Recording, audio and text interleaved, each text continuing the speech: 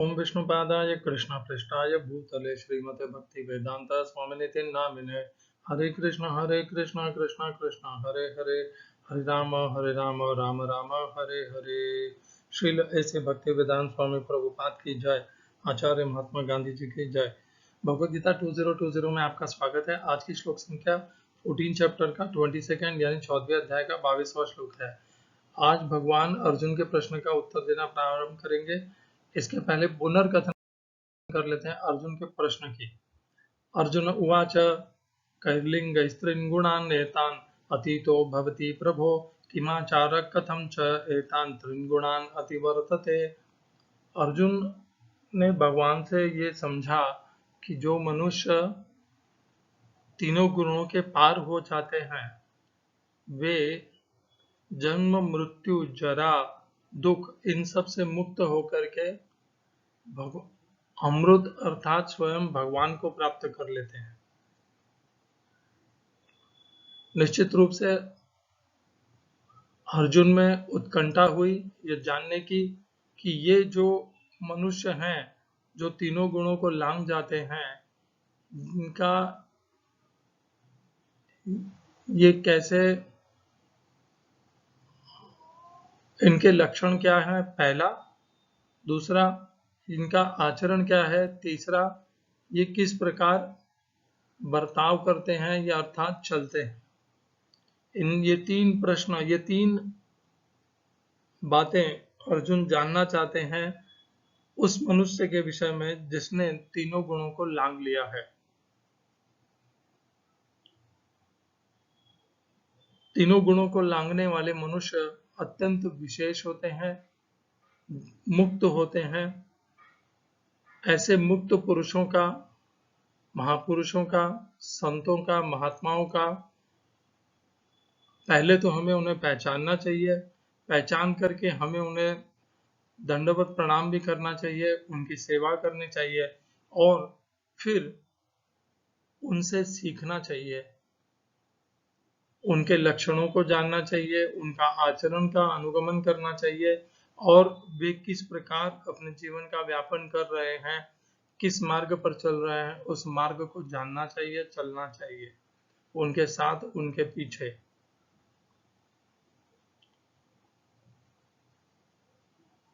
जहां पर अर्जुन ने ये पूछा है कि क्या क्या लक्षण है, कैसा बर्ताव है, तो बर्ताव में दो प्रकार की बातें होती है, वो क्या करते हैं और वो क्या नहीं करते हैं। तो जो नहीं करते हैं वह भी हमें जानने का प्रयास करना चाहिए कि वे क्या क्या नहीं करते, और जो वे नहीं करते हैं उन सबको हमें भी अपने आचरण से हटा देना चाहिए। यदि वे व्यर्थ का मनोरंजन नहीं करते हैं तो हमें भी व्यर्थ का मनोरंजन को छोड़ देना चाहिए। यदि वे संसार में किसी के प्रति आसक्ति नहीं रखते हैं, कुछ पाने की इच्छा नहीं रखते हैं, तो हमें भी इस प्रकार पाने की इच्छा और आसक्ति का त्याग कर देना चाहिए। इस प्रकार उनमें जो जो नहीं है उन सब का भी हमें बोध होना चाहिए और बोध हो करके हमें अपने आप को परिवर्तन करके हमारे अंदर से भी उस प्रकार के सुधार को लाना होगा, ऊपर उठाना होगा, ताकि हम भी उनके जैसे ऊपर उठ सकें, उपराम हो सकें और भगवान के समीप जा सकें।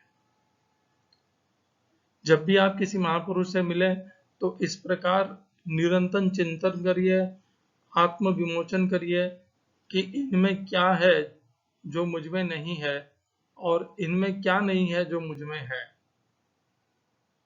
इस प्रकार इसका संशोधन करते करते और अपने जीवन में परिवर्तन करते करते प्रयत्नशील रहते हुए बहुत शीघ्रता से आप प्रगति करेंगे और प्रगति करके भगवान के नित्य धाम को पा लेंगे और इसी जीवन में इन गुणों के अतीत हो जाएंगे।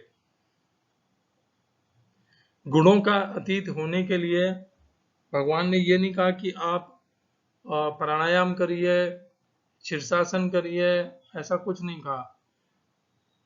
भगवान ने कहा, भगवान आगे कहने वाले हैं, अर्जुन ने भी क्या पूछा, वो कैसा आचरण करते हैं, किस प्रकार का जीवन का व्यापन करते हैं।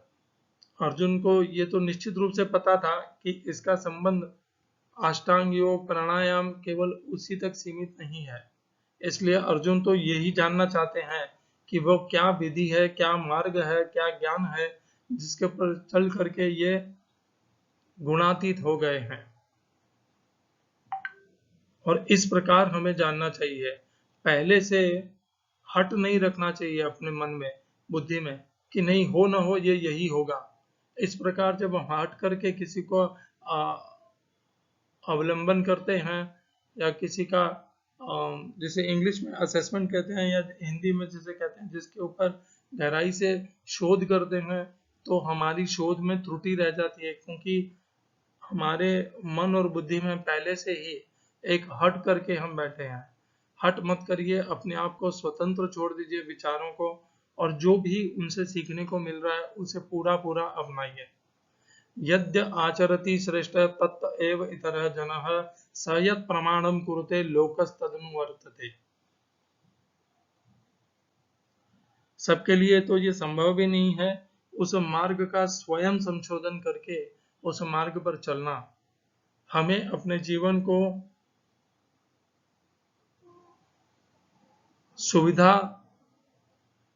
सुविधा देने के लिए, अपने मार्ग को प्रशस्त करने के लिए, अपने मार्ग को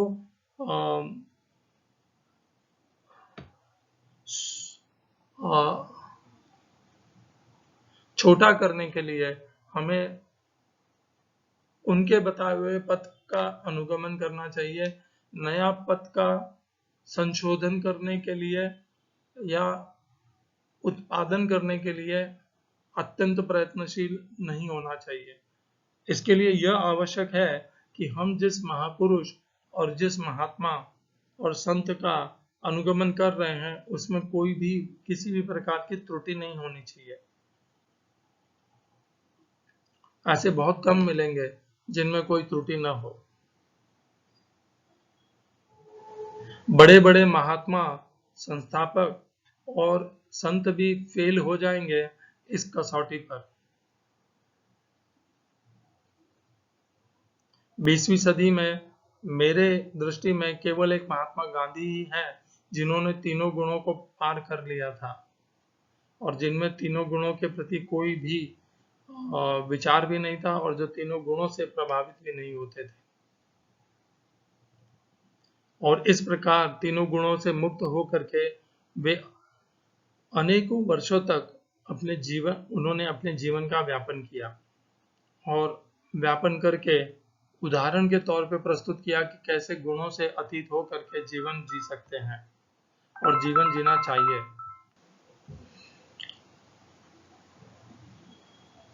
आज की श्लोक संख्या 14वें अध्याय का 22वां श्लोक। भगवान अर्जुन के प्रश्न का उत्तर दे रहे हैं। श्री भगवान उवाच प्रकाशम च प्रवृत्तिम च मोहमेव च पांडव न द्वेष्टि संप्रवृत्तानि न निवृत्तानि कांक्षति। हिंदी अनुवाद गीता यथारूप श्रील प्रभुपाद। भगवान ने कहा, हे पांडुपुत्र, जो प्रकाश, आसक्ति तथा मोह के उपस्थित होने पर न तो उनसे घृणा करता है और न लुप्त हो जाने पर उनकी इच्छा करता है। English translation, Gita as it is Swami Prabhupada.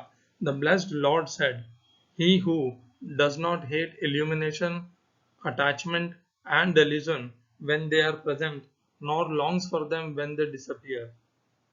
इस श्लोक में प्रयोग किए गए संस्कृत शब्दों के अर्थ हैं प्रकाशम।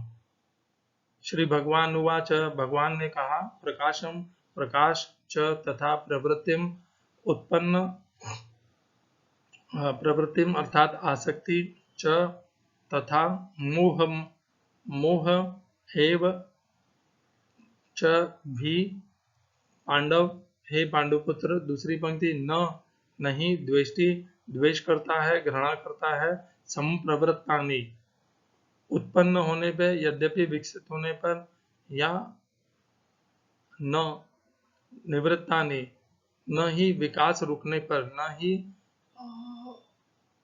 उनसे छूटने पर, कांक्षति उनको चाहता है। इस श्लोक का तात्पर्य गीता यथारूप श्रील प्रभुपाद के द्वारा।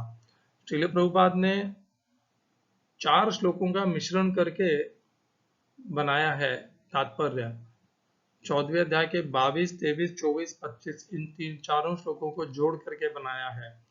तो मैं तो इन सबको अलग अलग ही चर्चा करूंगा, इन सब की एक साथ नहीं करूंगा। तो मैं थोड़ा सा जो तात्पर्य है उसके प्रारंभ की कुछ पंक्तियां पढ़ रहा हूँ, जहां तक मुझे लग रहा है कि ये 22वें श्लोक से संबंधित है। श्री भगवान ने कहा, हे पांडुपुत्र, नहीं, अर्जुन ने भगवान कृष्ण से 3 प्रश्न पूछे और उन्होंने क्रमशः एक एक का उत्तर दिया। इन श्लोकों में कृष्ण पहले यह संकेत करते हैं कि जो व्यक्ति दिव्य पद पर स्थित है वह न तो किसी से ईर्ष्या करता है और न किसी वस्तु के लिए लालायित रहता है। जब कोई जीव इस संसार में भौतिक शरीर से युक्त होकर रहता है तो यह समझना चाहिए कि वह प्रकृति के 3 गुणों में से किसी एक के वश में है। जब वह इस शरीर से बाहर हो जाता है तो वह प्रकृति के गुणों से छूट जाता है, लेकिन जब तक वह शरीर से बाहर नहीं आ जाता तब तक उसे उदासीन रहना चाहिए। इसे भगवान की भक्ति में लग जाना चाहिए, जिससे भौतिक देह से उसका ममत्व स्वतः संविस्मृत हो जाए। जब मनुष्य भौतिक शरीर के प्रति सचेत रहता है तो वह केवल इंद्रिय तृप्ति के लिए कर्म करता है, लेकिन जब वह अपनी चेतना कृष्ण में स्थानांतरित कर देता है तो इंद्रिय तृप्ति स्वतः रुक जाती है। मनुष्य को इस भौतिक शरीर की आवश्यकता नहीं रह जाती है और न उसे इस भौतिक शरीर के आदेशों का पालन करने की आवश्यकता रह जाती है। शरीर के भौतिक गुण कार्य करेंगे, लेकिन आत्मा ऐसे कार्यों से पृथक रहेगा। वह किस तरह पृथक होता है, वह न तो शरीर का भोग करना चाहता है, न उससे बाहर जाना चाहता है। इस प्रकार दिव्य पद पर स्थित भक्त स्वयमेव मुक्त हो जाता है। उसे प्रकृति के गुणों के प्रभाव से मुक्त होने के लिए किसी प्रकार से प्रयास की कोई आवश्यकता नहीं रह जाती।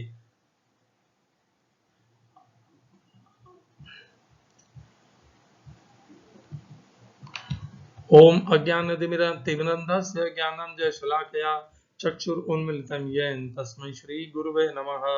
एकं शास्त्रं देवकीपुत्रगीतम् एको देवो देवकीपुत्र एव एको मन्त्रस्तस्य नामानि यानि कर्माप्येकं तस्य देवस्य सेवा। हरे कृष्णा गोविंदा। इस श्लोक का सही अर्थ में भी आज ही समझ पाया और समझने के लिए आधार बना स्वामी रामसुखदास जी का तात्पर्य।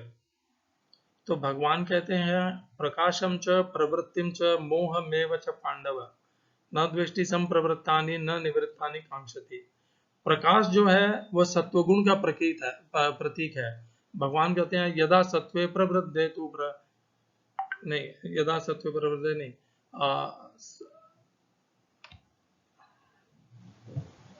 14वें अध्याय के 6ठे श्लोक में भगवान कहते हैं, तत्र सत्वं निर्मलत्वात् प्रकाशकम अनामयम् सुख संगेन बध्नाति ज्ञान संगेन चानघ। प्रकाशकम अनामयम, वहां पर भी प्रकाश शब्द का प्रयोग हुआ है। ये प्रकाश शब्द जो यहाँ पर प्रयोग किया गया है, तो प्रकाश शब्द वहां से आता है और सतोगुण का प्रतीक है वह। प्रवृत्तिम आसक्ति का सूचक है। आसक्ति होती है रजोगुण में। रजोगुण में हम अत्यधिक आसक्त रहते हैं और कुछ न कुछ करते रहते हैं इंद्रियों की तृप्ति के लिए, इसीलिए प्रवृत्तिम शब्द आता है।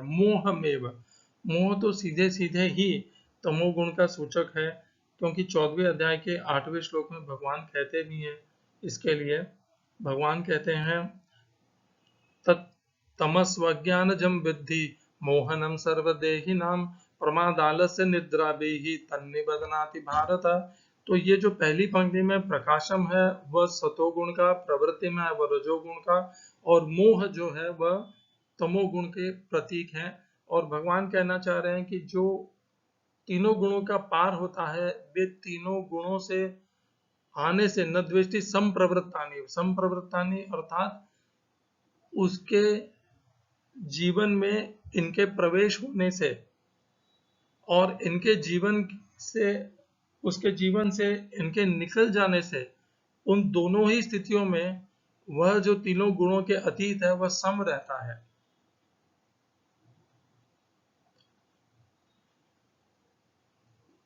बहुत बड़ी बात बता दी है भगवान ने। थोड़ा ध्यान से और गहराई से उतरने की आवश्यकता है। हम आज तक कैसे सीखते आए हैं?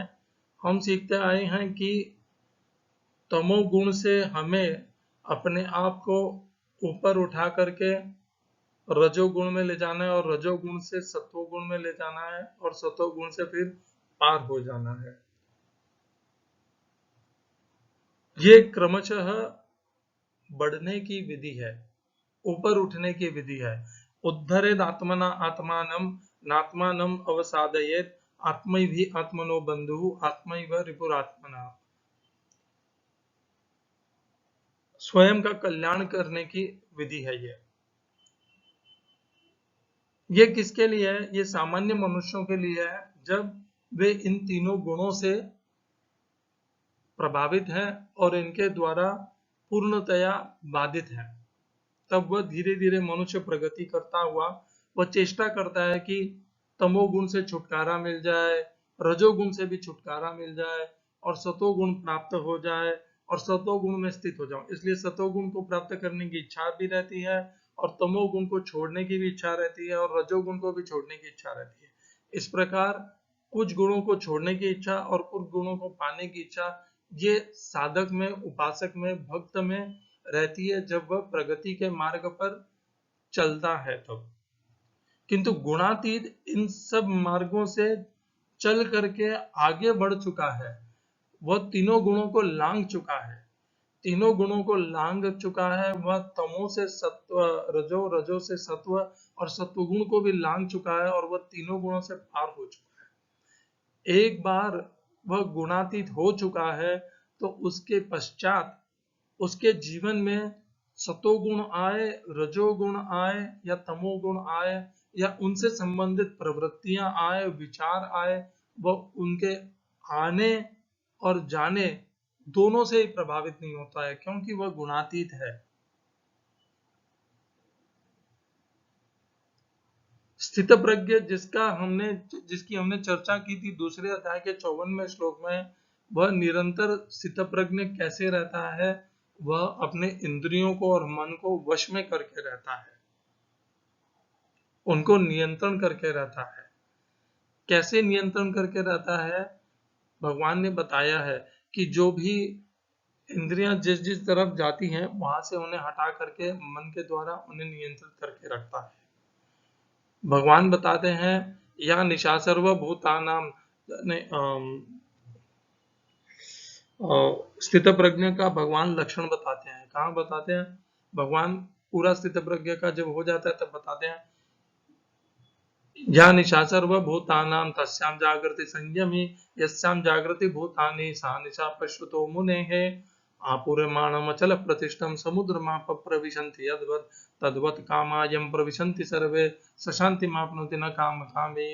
भगवान बताते हैं कि जिस प्रकार नदियों का जल समुद्र में प्रवेश करने के पश्चात भी समुद्र ज्यों का त्यों बना रहता है, उसी प्रकार स्थितप्रज्ञ के मन बुद्धि में कामनाओं की उत्पत्ति होने पर भी वह उन कामनाओं से प्रभावित नहीं होता है, और उसकी स्थितप्रज्ञता ज्यों की त्यों बनी रहती है।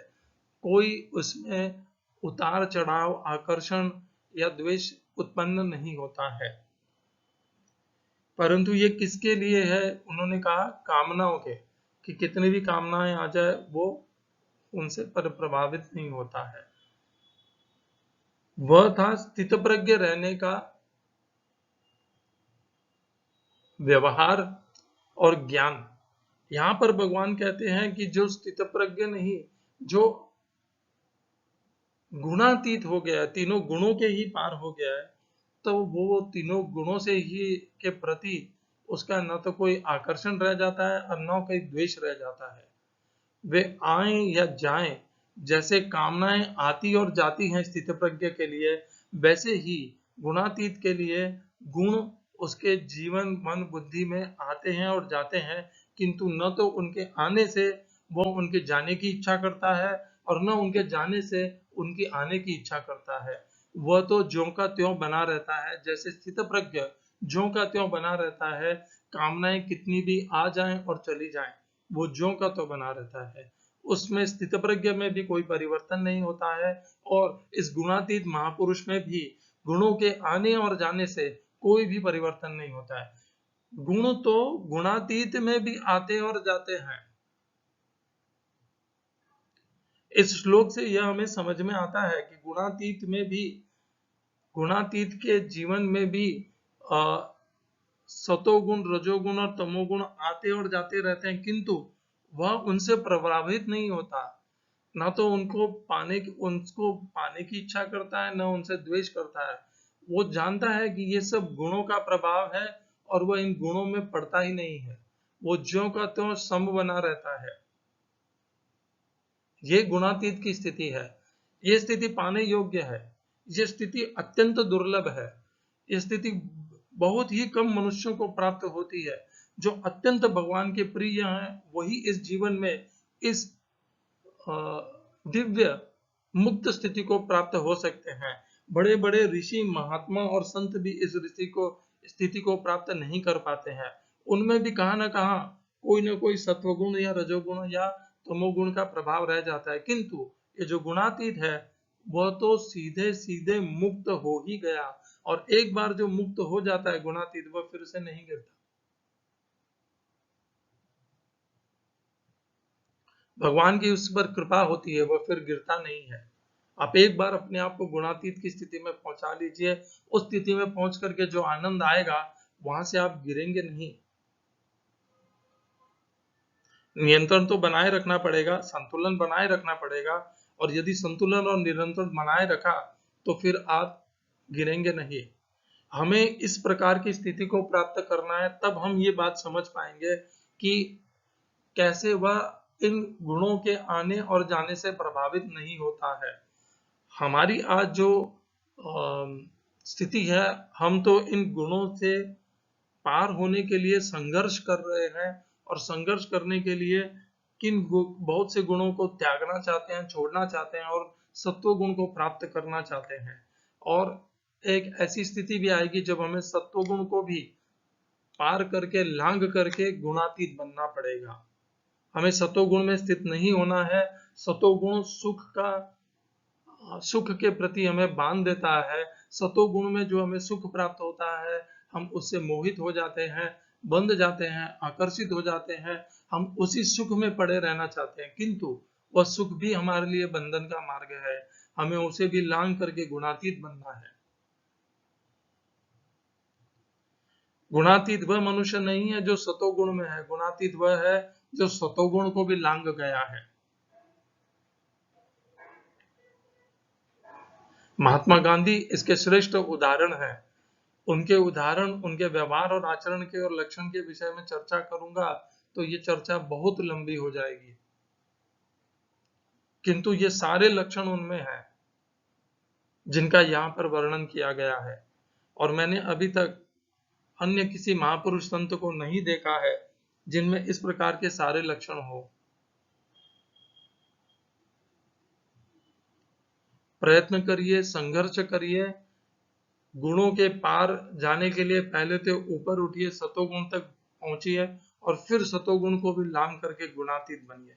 यही अपने जीवन का लक्ष्य बनाइए, उसे प्राप्त कीजिए, प्रयत्नशील बनिए। इस प्रकार के गुणातीत महापुरुषों का अनुगमन कीजिए, उनसे सीखिए, गहराई से उनके बताए मार्ग का अनुगमन कीजिए। हरे कृष्णा। श्रील ऐसी भक्ति वेदांत स्वामी प्रभुपाद की जय। आचार्य महात्मा गांधी जी की जय।